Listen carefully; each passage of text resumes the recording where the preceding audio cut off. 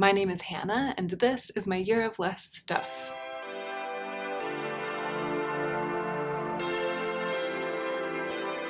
Hey y'all, in this video I am going to be talking about some makeup products that have historically been on my wish list, but that aren't on my wish list anymore for one reason or another.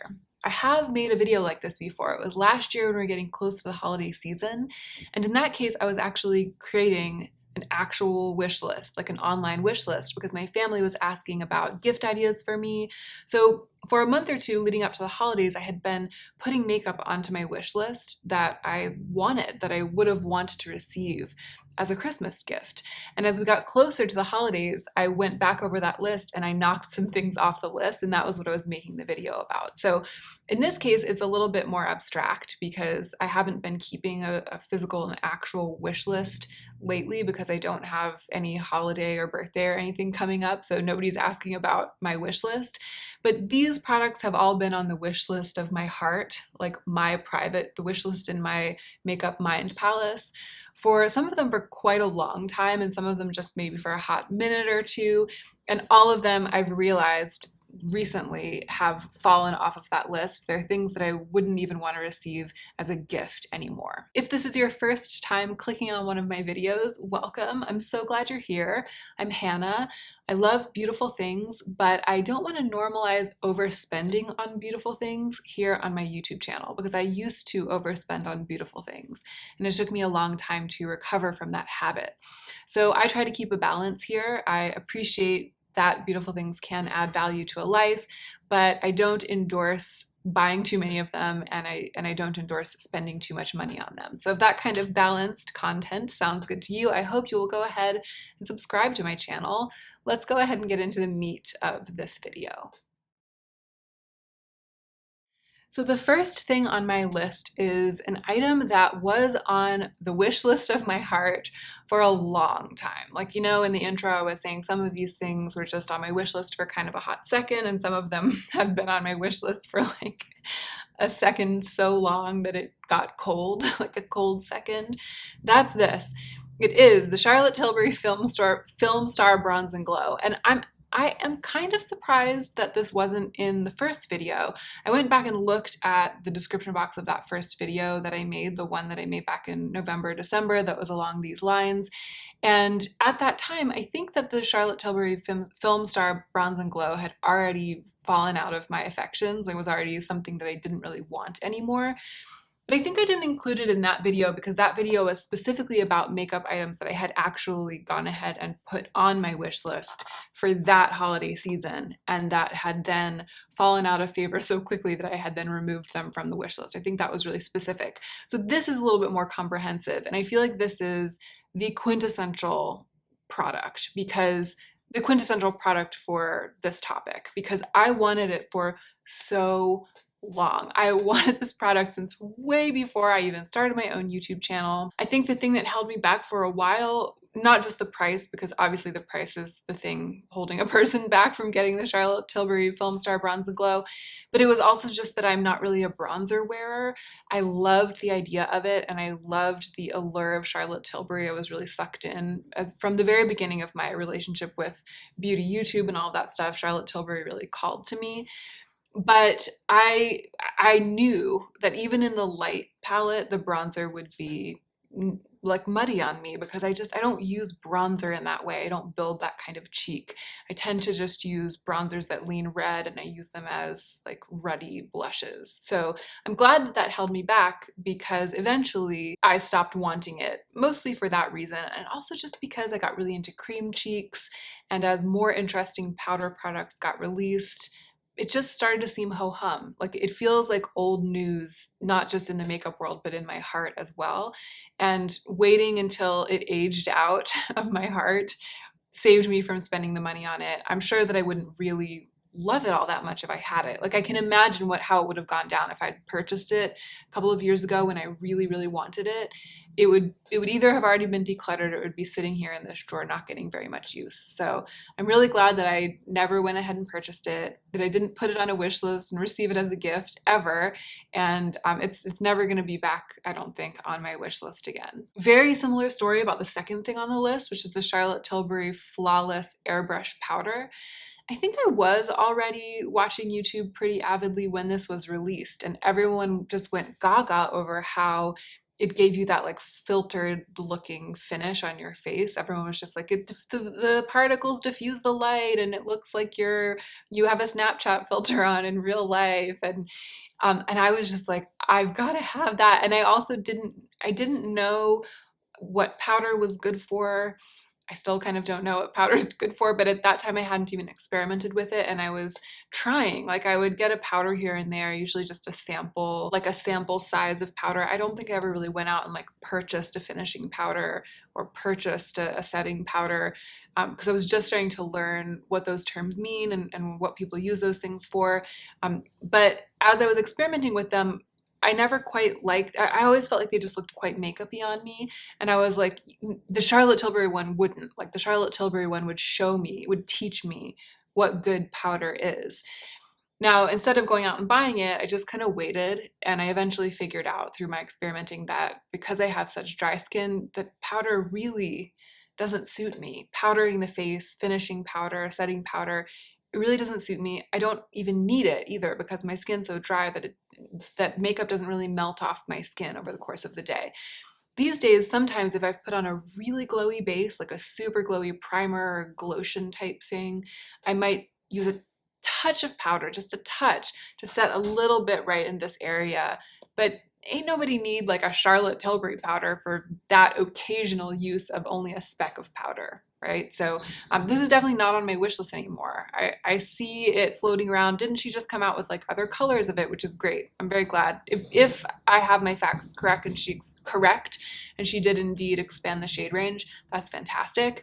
But it's just a blip on the screen for me. This powder, every powder, and it used to be so passionately on the wish list in my heart. Okay, third on the list, we're getting into something a little bit more recent, a little bit more shocking, a little bit more relevant to my kind of current character as a user of makeup and a buyer of makeup and someone who like covets makeup and wishes for it. The Cosas Cream Cheek Duo in Tropic Equinox.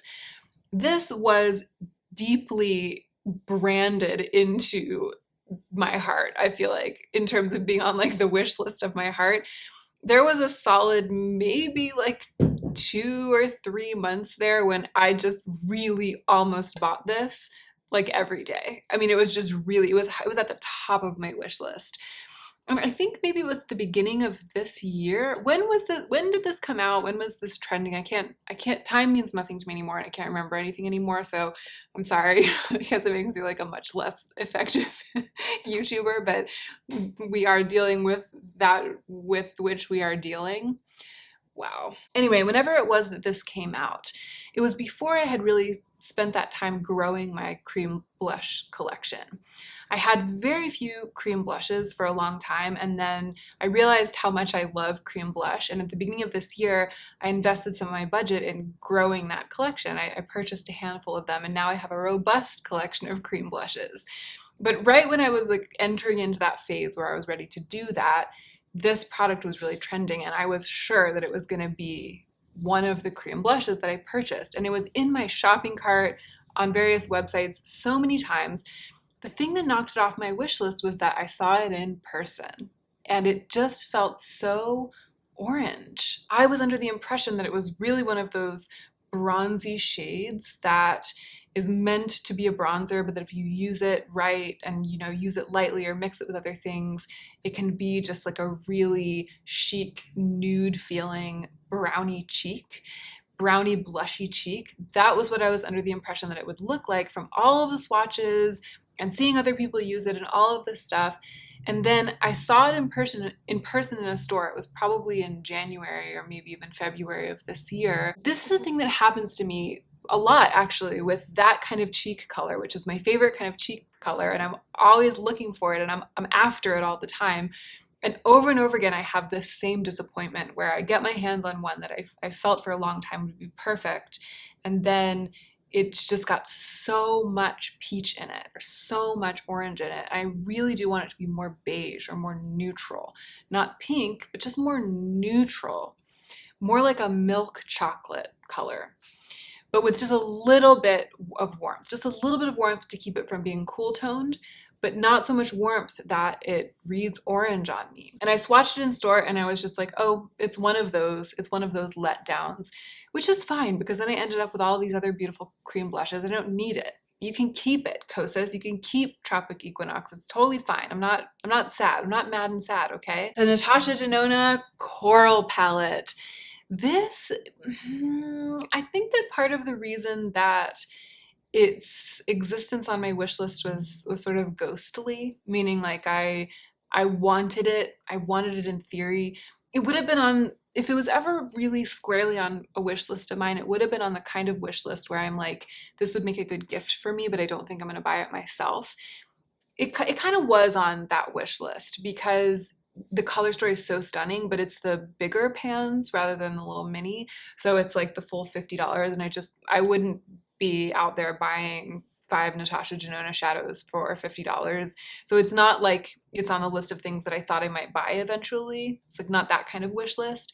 But when this was released, I was like, I want it so much. I was so inspired by the color story, and I really do love Natasha Denona shadows, and I could totally have seen myself going on to put it on an actual wish list time and time again. Like I would have had it take up permanent residence on my wish list until maybe the day that someone gave it to me as a gift.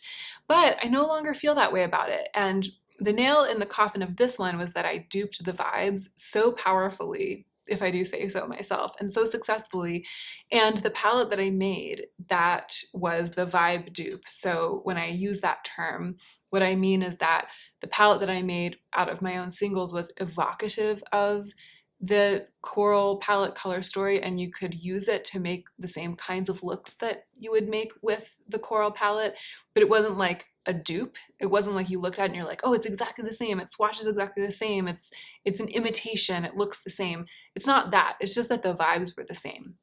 So the palette that I made myself, where the vibes were the same, I like it so much better than I actually like the coral palette. So I really felt for the coral palette. It went onto the wish list of my heart. And then I immediately displaced it from that wish list by making something out of the products that I already have that I liked even better than it. And if I had the actual coral palette in one hand and my singles in the other, the palette, the duping the vibes palette that I made in the other, I would choose my palette over and over again instead of the coral palette. And that made me realize that it really has no place on my wish list. Okay, and then these last two are kind of like the same thing, but kind of. I think that both of them have been removed from the wish list of my heart for pretty much the same list of reasons, even though they're slightly different products. So the first one, and this one kind of hurts a little bit. But I have to admit, when I think about it, that it really is off of my wish list at this point. This ghost of it, this dream of it kind of still exists. It's almost like I'm sad that it's gone from my wish list, which is so weird. Like, what am I sad about? My attachment to it? Anyway, it's the Victoria Beckham lid luster in the shade Onyx. So when Victoria Beckham launched, I was so enamored of the packaging, the ideology, the aesthetic, all of that. Everything looks so beautiful and luxe. And for a long time, I was sitting there like, I'm gonna buy that someday. I was like, I'm gonna buy that lid luster someday. And it was during that time too, and I was really obsessed with finding a super sparkly black single shadow that's kind of creamy and flaky, like something really special. My dream is still that Rowan will make a disco eye single that's black. Like, I still do wish that that would be invented, like there would be something like that. And I still do feel like I have this voracious hunger for that kind of thing. Like there's nothing like a gleaming wet look black to put all over one's lids, right? So this Victoria Beckham Onyx lid luster is the Victoria Beckham version of that. And at the time, there was like a long list I was making of different versions of that kind of thing, and it was at the very top. It was like, of course, it must be the best of the best. And I was like, not right now, because I wanted to save my budget. Not today, maybe next month, maybe the month after that, but one day I'm totally gonna buy that. I was like, it's gonna be on my wish list until I either receive it as a gift from a family member or buy it myself. And I don't feel like that anymore. I think the thing that makes me realize that it's off my list is that I haven't thought about it in months. I haven't visited Victoria Beckham's website in months.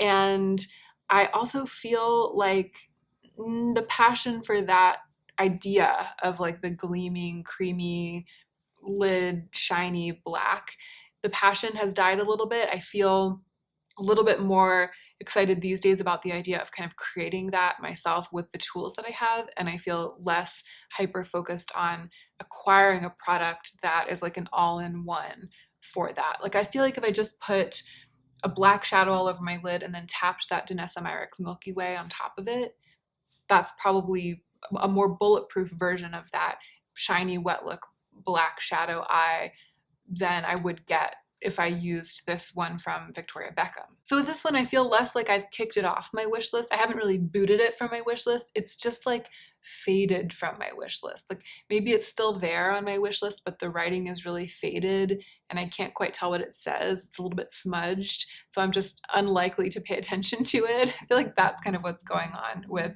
this Victoria Beckham thing. It would be great if somebody gave this to me as a gift. I would be so excited. So I'm not saying that I don't like the idea of it anymore. It's just I'm not motivated to think about buying it or to like ever ask for it as a gift. So it properly is really not on my wish list anymore. And then the last one on the list is a similar story. It's the Chantecaille single eyeshadow with the giraffe on it.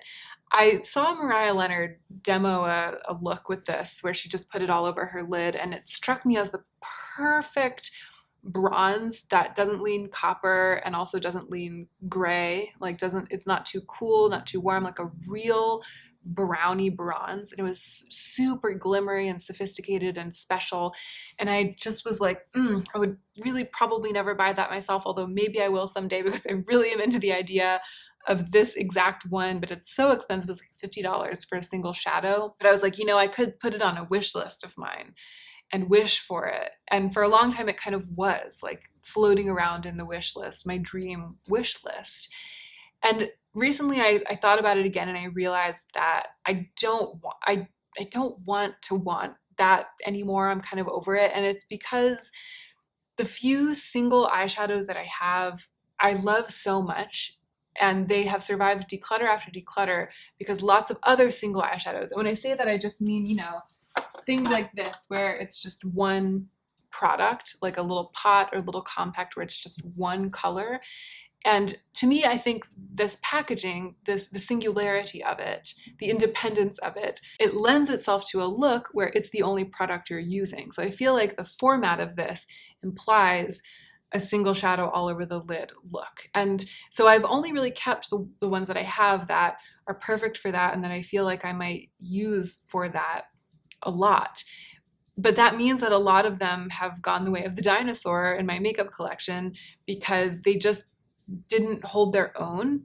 So this one from Chantecaille, it would hold its own. It is the perfect kind of color for me to put all over my lids like that. It's just that even the ones that I've kept because they're perfect for that kind of thing, they don't get as much use as the shadows that are in my palettes and my single shadows. I tend to overlook these even when I am doing an all over the lid look and go for a shadow that's in a palette and put it all over my lid.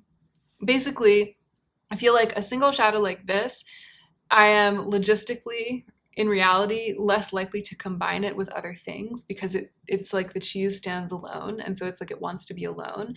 But it doesn't work the other way with palettes. So a single shadow in a palette, I'm just as likely to reach into it and use it alone as I am to combine it with the other shadows in its palette. So this is like a really roundabout and convoluted way of saying that palettes and singles are just way more versatile for me and get more use from me than eyeshadows that live by themselves in their own little packaging and have to be stored separately. And I think that the fact that that's my preference, it's just been revealed to me more and more over the past year. And so things like this Victoria Beckham lid luster and this Chantecaille beautiful giraffe thing, they have started to seem less appealing to me because just the bold facts of the way that I interact with my makeup are showing themselves and showing these desires to be less practical than I maybe originally thought they were back when they were on the wish list of my heart to begin with. And that is it off the top of my head. 1, 2, 3, 4, 5, 6 products that were on my wish list for a long or a short time. And I think all of these are ones that maybe you guys knew were on my wish list at some point. Like we've talked about them, I've talked about wanting them in a variety of videos. And I'm here to report that they've all fallen off the mortal coil of my wish list. I don't wish for them anymore. I would love to know in the comment section down below if there are things that it occurs to you you wanted and wanted and wanted and then just suddenly stopped wanting, and why. I think it can be really useful to unpack that because it helps us check ourselves before we wreck ourselves when we are feeling that instinct to run out and buy everything that's on our wish list. Just knowing that things, the desire for things eventually does fade over time.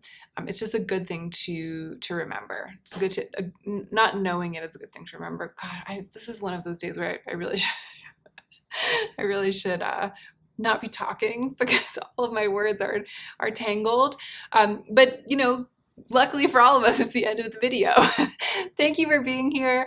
And don't forget to take extra good care of yourself today so that you can be the most effective version of yourself as you do your work in the world.